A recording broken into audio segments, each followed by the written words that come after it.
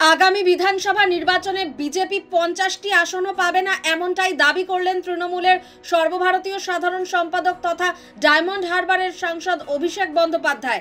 বুধবার বিকেলে দক্ষিণ 24 পরগনার সাতগাছিয়ায় এক সভায় বক্তৃতা করছিলেন তিনি। সেই সময়ই এই ভবিষ্যৎবাণী করেন তিনি। 2021 সালের বিধানসভা ভোটে বঙ্গ বিজেপি 200-র বেশি আসন জয়ের লক্ষ্যমাত্রা নিয়েছিল, কিন্তু জিতেছিল 77টি আসনে। সে কথা স্মরণ করিয়ে দিয়ে অভিষেক বলেন, 2021 সালে তো বিজেপির চাকা 77-এ আটকে গিয়েছিল। আমি আপনাদের কথা দিয়ে গেলাম 2026 সালের লড়াইয়ে এবার 50-এর নিচে থাকবে। আমি ভবিষ্যৎবাণী করি না, যদি ভবিষ্যৎবাণী করি তা ঈশ্বরের কৃপায়, মানুষের ভালোবাসায় অল্প হলেও মেলে। নিজের অতীতের কিছু ভবিষ্যৎবাণীর কথাও বক্তৃতার সময় তুলে ধরেন অভিষেক।